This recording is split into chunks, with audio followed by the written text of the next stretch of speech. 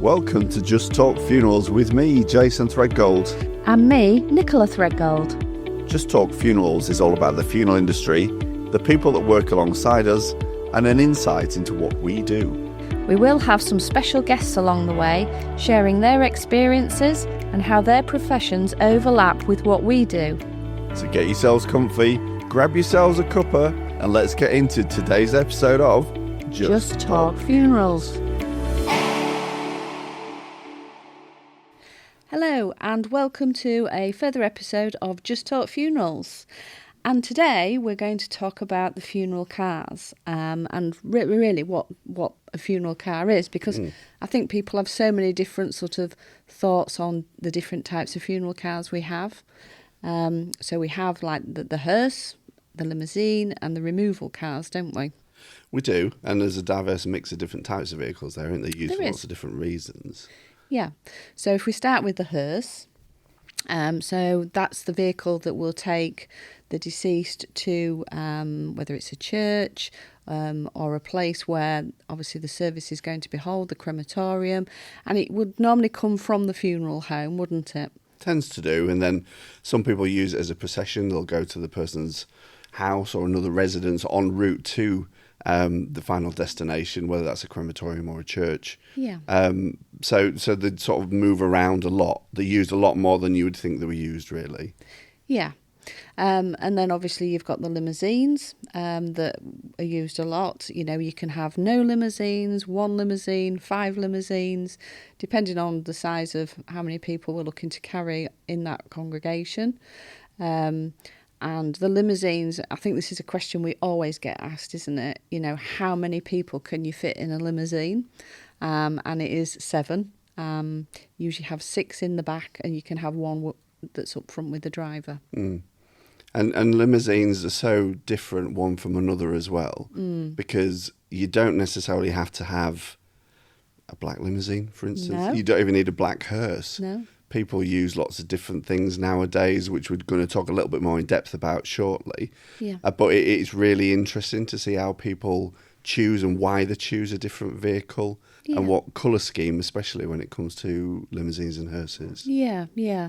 And I guess most funeral directors throughout the UK would have a black fleet, wouldn't they? That's what we would call it. So if you were wanting something a little bit different, another colour, we would actually hire those in, wouldn't we? Yeah, and I think a lot of that skips onto tradition. Because, I mean, traditionally people would always have black vehicles, and always black was sort of the dominant colour when it comes to funerals. And a lot of that goes back to when hearses became a thing, because you had horse-drawn hearses originally, and you had wheeled biers. These are the sort of things where you wheel a person through the street.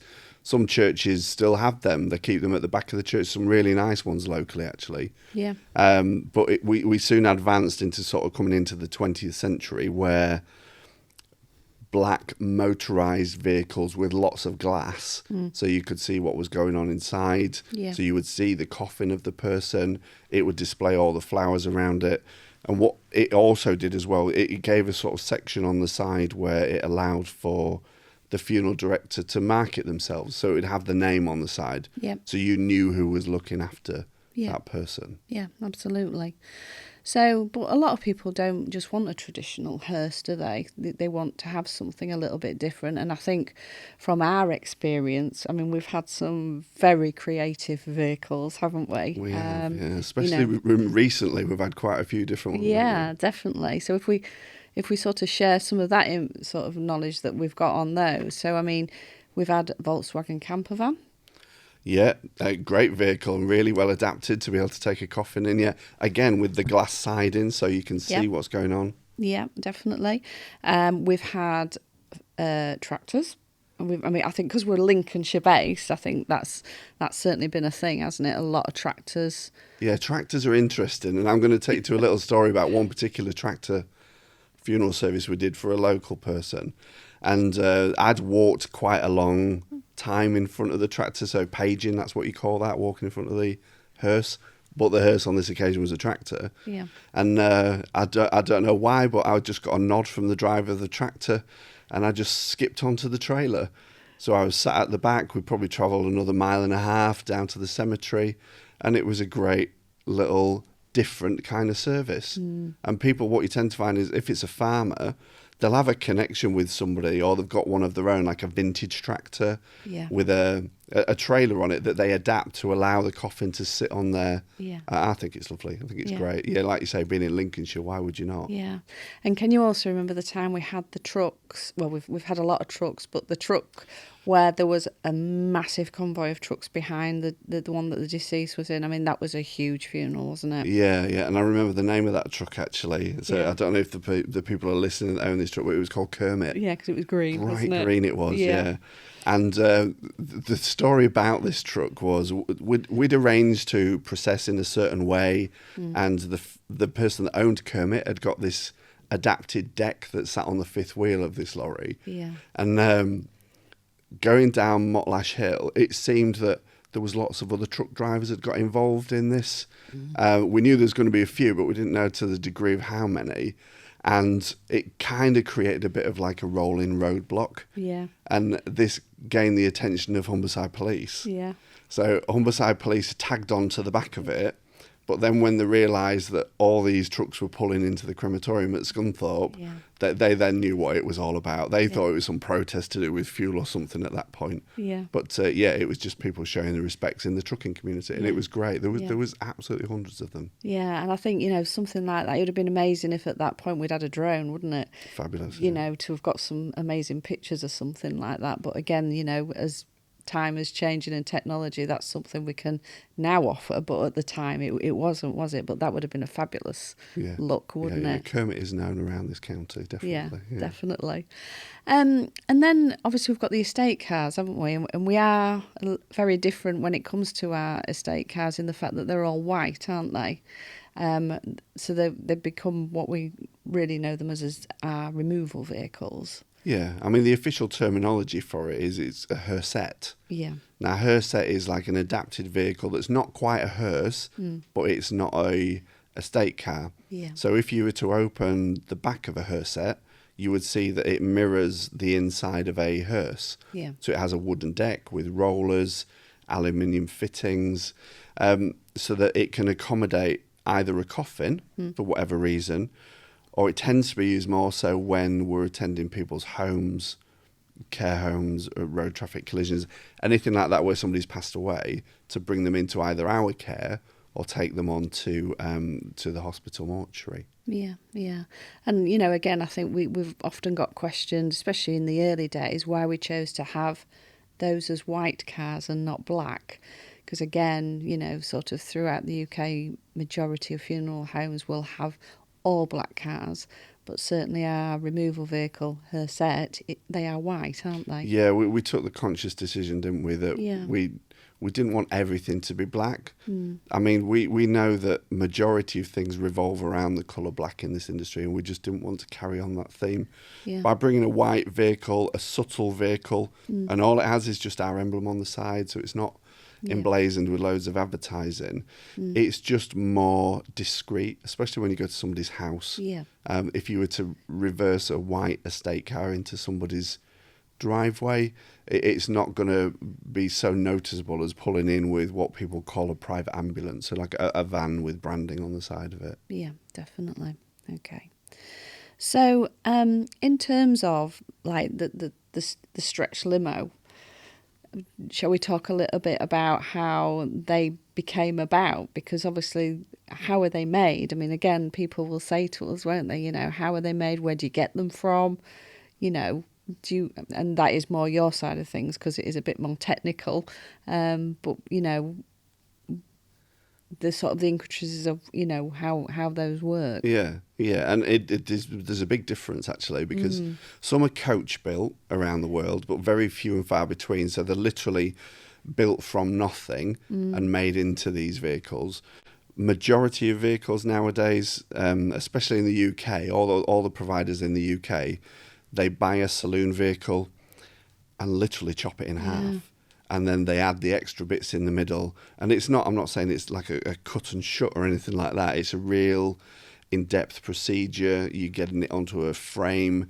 You're then extending the wheelbase. You're extending all the electrics. And then you're adding in all the embellishments that make the extra row of seats that you're putting in the middle mirror everything else.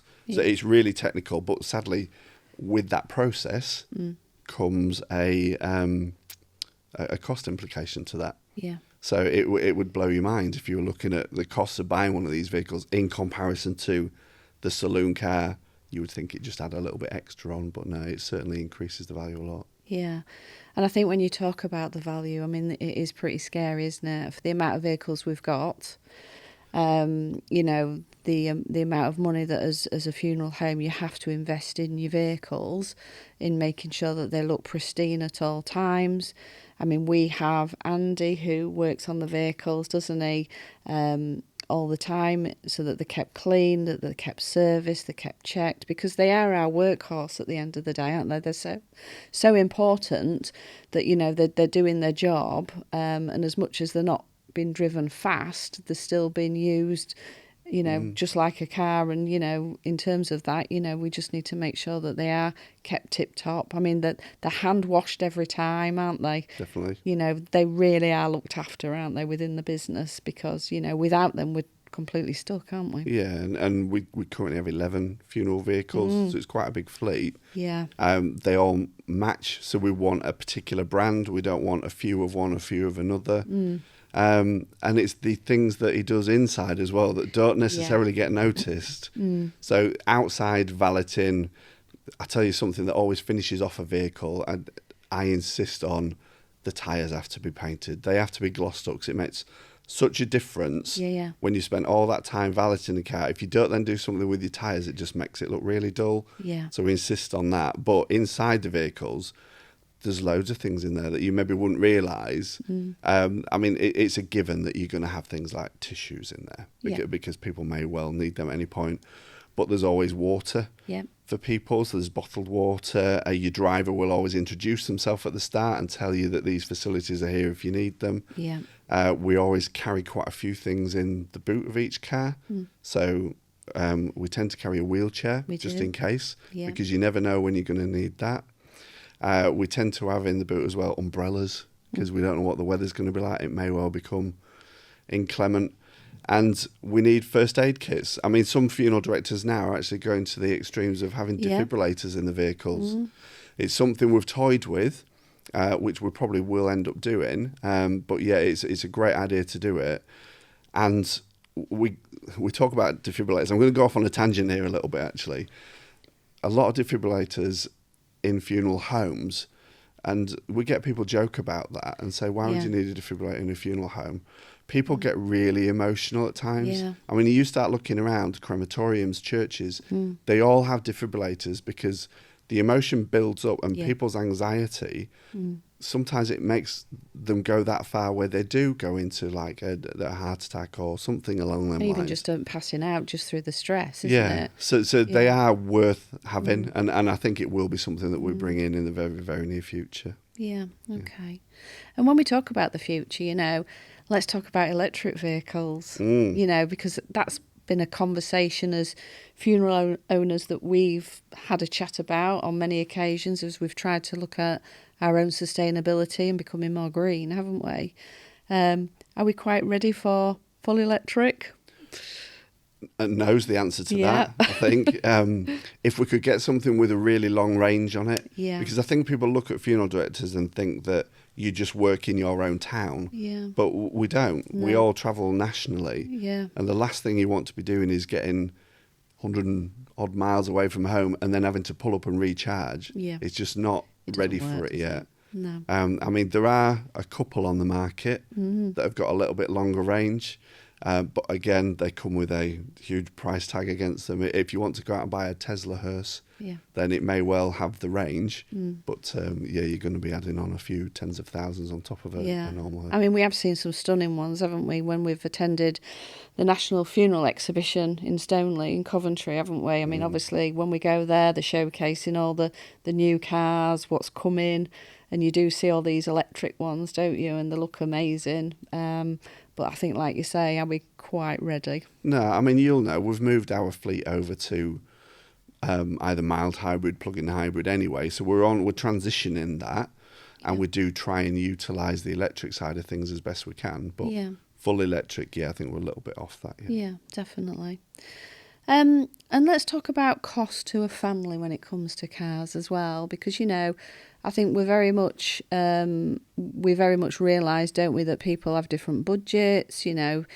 Nowadays, a lot of people don't have a lot of money to spend on a funeral, for different reasons. And if you lose somebody very young, you maybe not, you haven't got the money in the bank to pay for a young person's funeral because that was the last thing you expected to have to pay for.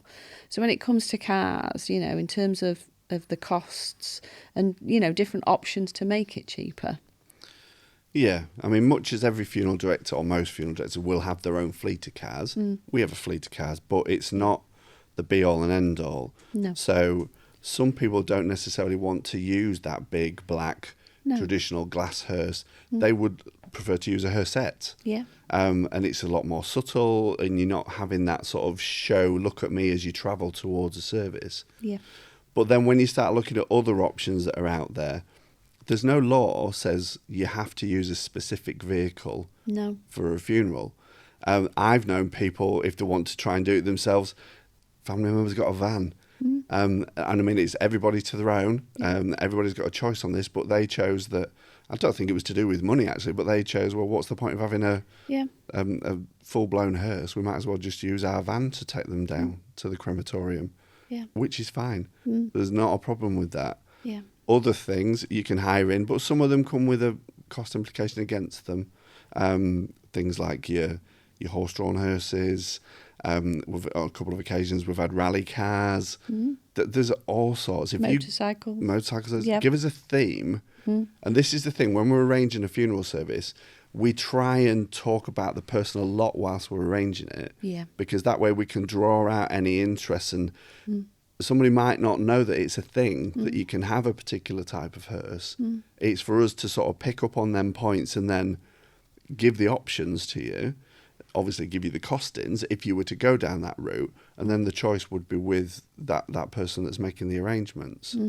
I am going to skip back a little bit because you mentioned there about when younger people pass away. Yeah, sure. It's always been a thing that children's funerals, anybody up to the age of 17, so when you reach 18 we class you as an adult, but anyone up to 17, our services are free. Yeah, so you're not going to be paying for hearses and limousines. If we've got it, you can have it for nothing. Yeah. So it was really because you'd mentioned that about youngsters passing away and not preparing to pay for a youngster's funeral that I mentioned that. Yeah. Them vehicles would cost them nothing. Yeah. Can you also remember when we did a young child's funeral and he was very much into the programme on the TV? In the Night Garden. Was that the one you're talking about? No, it's the one where we put the big round disc. Oh, Mr. Tumble. Yeah, Mr. Tumble. Mr. Tumble, yeah. Yeah, the child was really fascinated with Mr. Tumble. And what we decided to do was, because the hearsettes are white, we had a load of coloured discs made, didn't we? Really sort of quite large. Yeah, this really caught us out, actually, this though. So you can plan all day long what you're going to do. Yeah. And we'd got these 3 hearsettes that we took the decks out, so made them into saloon car, if you want to call them that, for the family to use. We had all these colours made up, big discs, little discs, all magnetic. And now that was the key thing. So we'd put all these magnetic discs on, which mirrored Mr. Tumble's sort of marketing, his theme. And we'd hired in a white hearse, because at the time we didn't have a white hearse. So this hearse turned up on the morning, probably an hour and a half before the service. We just wanted to make sure that it was all clean and tidy, there in good time. I went to start putting the discs on, and they wouldn't stick. Yeah. And I thought, what on earth has gone wrong here? Yeah. And it wasn't until the driver said, well, it's aluminium. We were thinking, our cars, they were all steel, obviously. This aluminium hearse turned up. What on earth are we going to do? Yeah. Thankfully, we have a really good relationship with the company that makes all of our signage and that made these magnetic discs for us. Yeah. We rang him, and within 20 minutes, he'd remade a full set in all these colours, but stick on. Yeah. So that's not where the story ends. We got back to the funeral home with these stickers and would put them in a set pattern so they all matched. And I went to go put these stickers on, and he said, "You can't put them on." He said, "The car's been wrapped." Yeah. Oh, no. I just went, I'm just going to have to take the chance. Yeah.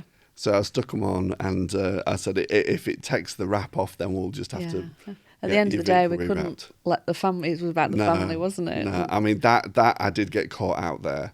So I felt a bit embarrassed for myself, really, that I got myself caught out there. Thing is, though, you do, though, don't you? There are times where you can do as much planning as possible, and then something will be there just to trip you up a little bit. But we always say there's always a way. I think our community are amazing. They all come together, whether it's different trades, to help us if we need something very quick that we've maybe not realised. So, there's always a way, isn't there? But yeah, and we'll never forget that, will we? And if we ever have to do that again, it will be a question we'll ask about, what's your car made of if we're hiring in, definitely. Exactly. Yeah. But yeah, that was a beautiful send-off of that child, wasn't it? Stunning, yeah. The family were, really happy with how that went. Yeah. So I think just a little bit as well around, when COVID hit and, our cars, like we say, are the big sort of workhorse of what we do. And all of a sudden, we weren't allowed to use our cars, were we? No. And I think hindsight's a great thing, but this is the thing where we took the biggest hit and the biggest nervousness in our business, because just prior to COVID, we'd taken the decision that our fleet needed renewing. So we'd reached a point where it was time for them to get changed. So we changed the whole fleet. And it's not like a funeral director goes out, or not many go out and buy them cash, do they? So you finance these things. Yeah. And we'd financed this whole fleet of new cars. And 3 weeks later, the government said to us, you better park them up. You're not allowed to use them. Because the passenger carrying vehicles. Yeah. So going from taking perhaps one, anywhere up to 3, maybe 4 limousines on a funeral, down to nothing. And we all know what happened in COVID, where you were restricted to like 6 people at a funeral. We couldn't carry anybody to them funerals. And even we couldn't go together in these vehicles. So if we needed a funeral director and 4 pallbearers to be at a funeral, you had to take 5 cars out. Yeah. 1 individual person per car, because we weren't in the same household.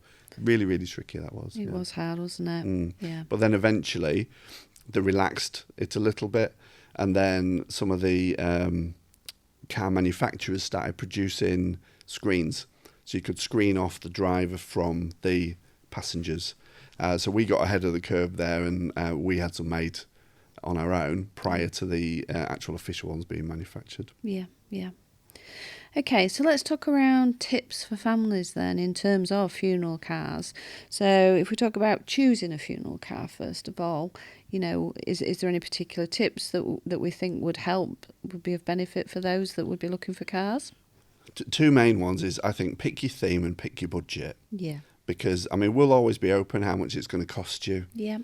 But the theme is the one thing. Yeah. Because in times gone by, it used to be a funeral director would just not give you an option. You would just turn up in a black hearse. Yeah. But now there's so many diverse types of services and vehicles available to you that we as the funeral director will try and find out this through conversation. But we would much prefer people to start talking to us about how they want it to look. And is there a particular colour? Is there a theme? Do you want it to be automated, electric? Do you want it to be pulled by horses? Do you want it to be a cycle hearse? There's all sorts of things out there. Yeah. But your key thing is, I'll go back to it, is pick your budget. Get your estimate on day one, so you know what you're working with. And we know some people are working to a budget, and will factor that in with what's offered up as options. Yeah. Fantastic. So, just a few sort of thought-provoking questions here. When there is a funeral procession, I think it's like, we can be going down a dual carriageway, say, for instance, and sort of on your left, you realise that there's a funeral procession. And again, people will say things like, should we overtake it? Or should we stay behind it? But then, it's going very slow. What's your thoughts as the funeral director in the hearse watching people coming past? Yeah, it's contentious, this, because we understand people need to get where they're going. Yeah. And if you're on a dual carriageway, I would say that if you need to pass, then by all means pass. Just slow your speed a little bit, so you're showing a little bit of thought for the people that are perhaps following the hearse. If you're on a single carriageway, I would consider stay behind. Yeah, it's probably going to be a couple of minutes of your life that we're slowing you down for, and we are sorry for that. Yeah. And it's not like we're driving at 5 miles an hour. We tend to go about half the speed limit. So if you're in a 40, you're probably doing about 20, 25. Yeah. If we're in a 70, we're probably going to be doing about 35-ish, somewhere around that mark. Yeah. But yeah, it's interesting, and especially when you look at people watching you as you're driving as well. Yeah. So you can be driving down the road and some people will stop, just stand and look. You might get people doff their hats. And I tell you who does that a lot is bin men. Really? I don't know why, but bin men do it. Yeah. And I know a lot of youngsters in the community get a lot of flack. Yeah. There are a lot of young lads will do that. They'll take the cap off and they'll stand there, and I think that's great. So they're showing respect to that person and the people that are following as well. Yeah. And I think there's times as well, and again, it's, you know, how you alleviate it, but where you might have a funeral procession and you've had a member of the public get in between the cars, especially like when you have to stop at a roundabout, you know, because maybe the hearse will go and then maybe another car is coming, so the limousine has to stop. You know, again, it's logistics, isn't it? It is, and we try and keep the vehicles together as best we can. I mean, we will crawl out of a junction, we'll stay within 8 feet of the vehicle that you're following, but it's just logistically, sometimes you can't do it. Yeah. And I must admit, it is a little bit of an annoyance. Yeah. If a vehicle, especially if a vehicle gets in between the hearse and the first limousine, you think, surely, did you not see that vehicle? And then what we do is, we as we're carrying on, we drive even slower, and then we probably pull over to the side and indicate, but keep rolling to try and encourage that person to go past us. So we don't want them staying in that space for very long at all. Yeah. I mean, the drivers we've got, I mean, they're an amazing group of people, aren't they? And, you know, the responsibility they've got of driving our cars, you know, the financial aspect of making sure that they don't scratch them, they don't bump them. And, you know, when they've got, you know, precious cargo, when they're driving the hearse, or the precious cargo of the family in the limousines, you know, they are accountable for a lot, aren't they? You know, making sure that they're watching the hearse, the limo's behind. You know, it is logistics, isn't it, of how they're driving. And like you say, it's one of them things that you need to be cautious as you're pulling out of these road junctions. But we're just a normal vehicle. In the eyes of the law, we're still a normal vehicle. So we don't have a right of way. No. We can't put ourselves in that position where we're forcing people to stop. All we can do is encourage them to just allow us that little bit of space to get through. And like I say, it's a few seconds of your life. You're maybe going another way. You're not going the same way as us. So just let us go through. And I think it's kind of an unwritten rule in the highway code. That's me being, just because I've done this 30 odd years, just give it a minute and let us get through. We really appreciate that. Yeah, I guess it comes down to respect at the end of the day, doesn't it, as definitely. Yeah. Okay. Is there anything else that you'd like to add on to funeral cars? I don't think there's a great deal we need to add on at this point, but trends are a thing. I guess you'll see some people, they'll see a theme and then they'll want to mirror that. If anybody's interested in something different, whilst they're either pre-arranging a service or when somebody has passed away, it's tell your funeral director as much as you can and give them the theme. All your funeral directors will be able to find exactly what you want. Yeah. And it's just knowing that it's out there. Yeah. And use Google and ChatGPT. They'll find anything for you. Yeah, absolutely. So, I think that's it for me today. Yeah, that was a fabulous chat. Really interesting. So, thank you very much for listening today, and we'll see you soon. Bye-bye. Thank you for joining us for this episode of Just Talk Funerals. We really care about what you think. We'd love your feedback on the subjects raised today, or maybe you have a question you would like us to talk about in a future episode. You can contact us by emailing podcast@threadgoldfunerals.com. If you'd like to know more about what we do and the services we offer, then please head to jasonthreadgoldfuneraldirector.com. Thank you for joining us today, and see you next time.